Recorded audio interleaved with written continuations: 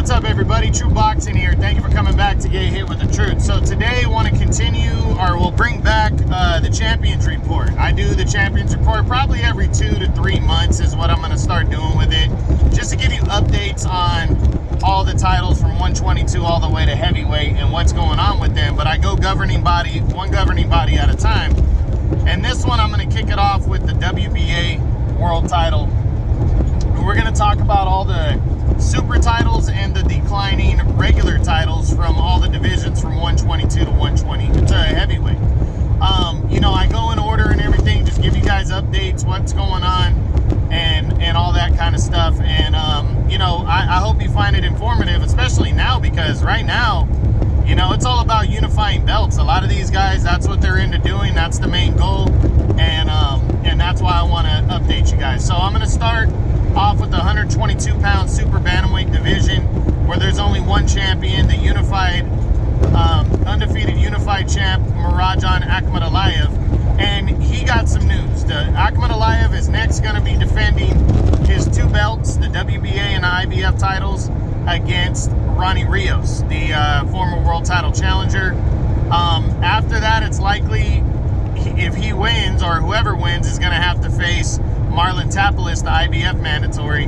And I don't know where that leaves the other WBA mandatory, Azat Havanassian. But as of right now, it looks like Akhmadaliyev and Ronnie Rios are going to lock horns. Akhmadaliyev last fought in November when he was supposed to fight Ronnie Rios. He took on, I think the guy's name was Jose Velasquez. He went 12 rounds in that one. He won convincingly, but he did have to work a little bit for it. So I think probably earliest you're going to see Akhmadaliyev and Ronnie Rios lock up will probably be March or April. In that area right there. Probably it almost for sure would be on DAZN. So you can look forward to Akhmadaliyev fighting him. I know a lot of people were hopeful for an undisputed title fight with Stephen Fulton Jr., but this is the mandatory situation, so not going to happen next. The next fighter, next up at 126, we have 2 champions there still. First, the super champion Leo Santa Cruz is coming back to shake off some rust, and it's going to be a non-title fight this weekend on February 5th when he takes on Phoenix's Keenan Carbajal. And then after that, he's got a direct line to fight the winner of Lee Wood and Michael Conlon, who collide, I believe it's March 12th on DAZN. They're going to collide for the regular belt, and the winner is going to get Leo Santa Cruz to determine one champion at 126 later on in the year. So you can look forward to that. I'm predicting Michael Conlon to beat Lee Wood by a decision and have a direct shot against Leo Santa Cruz. Leo Santa Cruz has already confirmed that he is keeping his featherweight title and is planning on defending it against the winner of that fight right there. So look forward to Conlon and Lee Wood colliding March 12th on DAZN, because the winner is going to get Leo Santa Cruz, as long as Santa Cruz gets through Keenan Carbajal on Saturday night, February 5th. 130. The champion there is Roger Gutierrez. He's good to go. February 26th on Showtime. He's going to main event that card when he takes on undefeated number 1 contender Chris Colbert. It's not going to be an easy fight right here. I don't think it's going to be easy on either fighter, but it's going to be a good mix, a good matchup collision right here. You got Gutierrez that likes to bring the fight, throws a lot of punches. And you got Chris Colbert, who likes to box and is very crafty. So it's going to be an interesting fight. I'm picking Colbert to get away with a clean decision, but I really wouldn't be surprised if Roger Gutierrez makes it close or pulls off the upset and knocks out Chris Colbert and retains his belt. So look forward to that Saturday, February 26th on Showtime. 135 lightweight. The reigning undefeated and unified champion there is George Kambosos Jr., and we still have the regular champion, the undefeated Gervonta Tank Davis.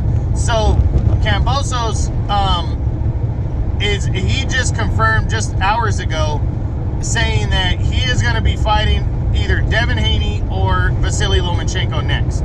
Right now, the talks are that Devin Haney is pricing himself out, supposedly, of the fight by asking for too much money. And again, I don't know if that's legitimate or not. I don't know the facts, but I know that report has been released that he's pricing himself out.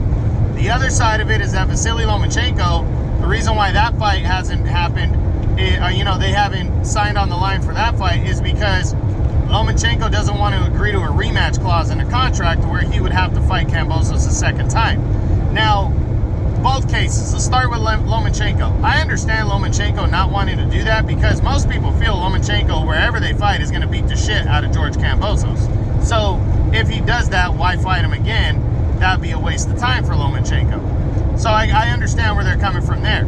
And Devin Haney, I don't know if he is pricing himself out. I don't know why he's asking for so much money. He's only 22, 23. Why ask for so much money? He's going to likely be the favorite, even if he's got to go to Australia to fight Kambosos. He's likely going to be the favorite. And if he beats him and becomes world champion, becomes a unified champion, then, he's so young that he can demand all the major fights at lightweight and make a shitload of money. So I don't understand why he would price himself out, especially it's probably going to be a big payday no matter what. So I hope that's not the case. But I'm really baffled by the governing bodies, the WBC and the WBO, because the WBC basically is recognizing two champions right now. George Kambosos is considered to be the franchise champion, and Devin Haney is considered to be the world champion, the regular champion. They could order this fight between Kambosos and Haney, and then they don't have to worry so much about the money because it comes down to a percentage, and you just have to agree. They just have to go to a purse bid. They could do that with Lomachenko as well, and the WBO could do that as well, and then you don't have to worry about a rematch clause in the contract unless that's something that one of them wants to throw in there and the other one would have to agree to it. And that's what I'm not understanding. Vasily Lomachenko is the #1 contender in both the WBC and the WBO right now. If one or both governing bodies ordered the fight, then all these other issues kind of fall off the table. So I'm really, as I said, baffled by that. But Kambosos did make me feel better hours ago, saying that his next fight's either going to be against Lomachenko or Devin Haney for sure. So the WBA lightweight super title is going to be defended against one of them. Now, Gervonta Davis is likely going to be fighting Rolando Romero, the guy he was supposed to fight in December. He's likely going to be fighting him next. And we're going to see in the second half of the year if the WBA orders Davis, their regular champion, to fight whomever the super champion is. And I'm hoping it's Vasily Lomachenko because I really want to see Lomachenko and Gervonta Davis fight. And I'd love the WBA to order that fight. So we'll see what happens going forward. Hopefully we get confirmation on both fighters, Kambosos and Davis, on when they're going to be fighting exactly with Kambosos. He last fought at the end of November. I'm expecting him probably to return in May or June. And Davis, pretty much the same thing. Davis last fought at the beginning of December. I'm expecting a May or June return for him as well. So again, hopefully before the next champions report, something gets announced. Now, the next division, 140, junior welterweight. We only have one champion there, and it's the undefeated, undisputed champion, Josh Taylor. Taylor, as it stands right now, is making a mandatory defense of his title on February 26th when he takes on WBO mandatory #1 contender and undefeated Jack Catterall. I don't think Taylor should have too tough of a time. It's kind of a homecoming defense for him. I don't think he should have too tough of a time against Catterall. I think he's going to dominate that fight and retain his world title. I doubt he's going to have his next fight announced in a couple months when I do the champions report again. You never know. But, I know there's talks of him and Teofimo Lopez in the second half of the year. So we'll see. We'll see what goes down there.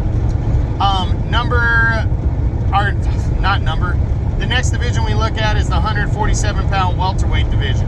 The super champion there right now is Yordenis Ugas, and the regular champion is Radzab Butayev, who's undefeated. Now, the WBA finally came around and agreed to allow Yordenis Ugas to unify titles against undefeated WBC IBF unified champion Errol Spence Jr. So that fight is likely going to be taking place in April, according to Errol Spence. We haven't heard any confirmation on it. That news was announced about 4 or 5 weeks ago. So I haven't heard anything new, but I'm hoping we hear something about that fight getting announced for April very, very soon. Then Radzab Butayev, your undefeated regular champion, was ordered by the WBA to collide with Stanionis, the undefeated top contender right there. That's how they're going to resolve that issue. Instead of having Stanionis fight Ugas, they're going to allow Ugas to fight Spence, and then Stanionis is going to fight Butaev, and hopefully the winner of that, the WBA will order the winner of that fight to fight whomever the super champion is between Spence and Ugas in the second half of the year. So they're planning on eliminating the welterweight belt as well. 154 super welterweight. We only have one champion, the unified champion, Jermell Charlo. I'm sorry. Charlo holds 3 of the 4 world titles, and and we have heard the good news that it looks like March 19th, he is going to attempt to become undisputed champion again when he collides with undefeated WBO champion Brian Castano in a much anticipated rematch. A lot of people looking forward to this. The winner becomes undisputed.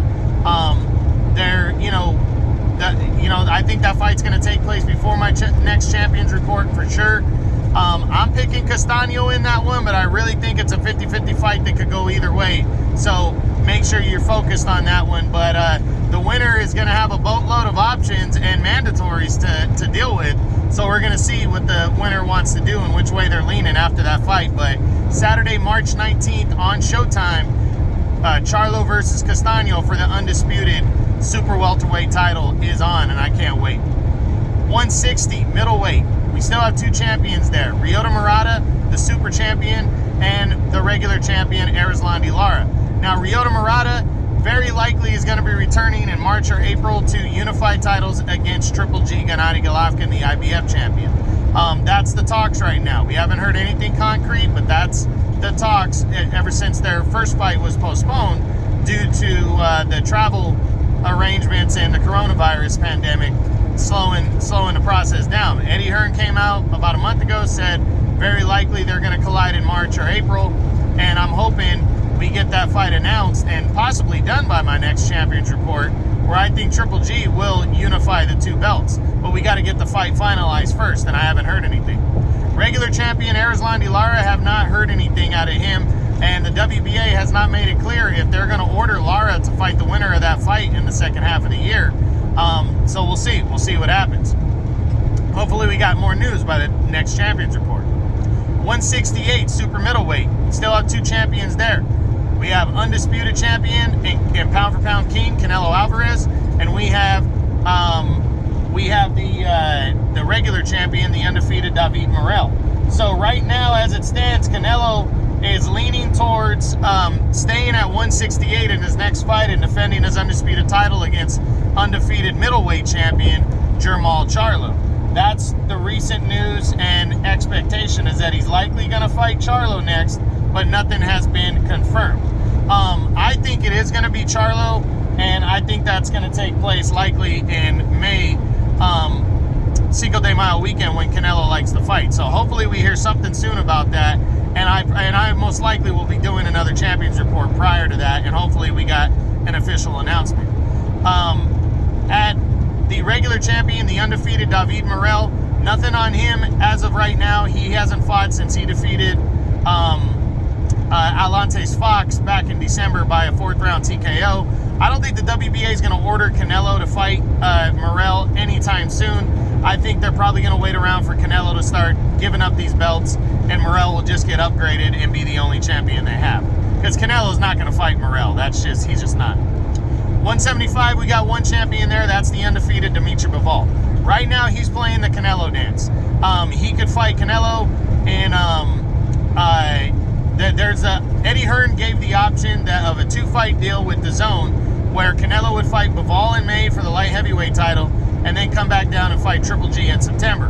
Right now, but Showtime also, or the PBC also offered Canelo a big deal of a 1-fight deal with Jermell Charlo.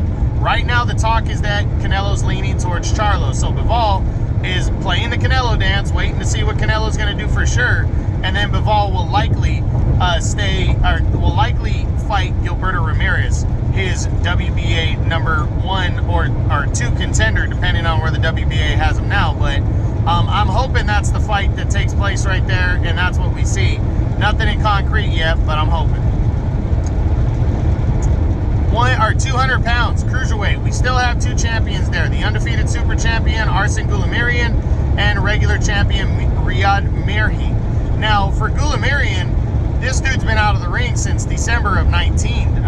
injuries and the coronavirus has kept him out, and now the pandemic, and now, you know, Goulamirian, it was expected that he would be returning at the end of this month, February 27th, to take on his mandatory undefeated Alexei Igorgov, and the winners that they be fighting on the undercard of Okoli and CS Lock, and the winners would attempt to unify belts in the second half of the year. But I still have not heard confirmation and rescheduling of the big fight between these two guys. I'm hoping we hear something soon, even if it's not here, that Goulamirian's going to fight Igorgov in maybe March in a mandatory defense. But again, haven't heard nothing. Now, Riyad Merhi, I heard he's returning against, I think it's Evgeny Tishlenko on March 26th. Not sure about that fight. I really haven't seen Merhi fight. I know his only defeat is to Goulamirian. So, you know, as of right now, I'm going to say he's probably going to win that fight, but I really couldn't tell you. I don't know anything about Tishlenko, but I know Merhi's coming back. The WBA has not made it clear if they're going to order the regular champion and the super champion to collide at any point. I'm assuming they will, but we'll see. Hopefully we have better news on the cruiserweight division in a couple months. And then at heavyweight, we have two champions there. You have the undefeated unified champion Alexander and super champion Alexander Usyk, and you got the regular champion Trevor Bryant, the undefeated Trevor Bryant. Now, Usyk looks like he's on a collision course in a rematch with Anthony Joshua set to take place likely in April.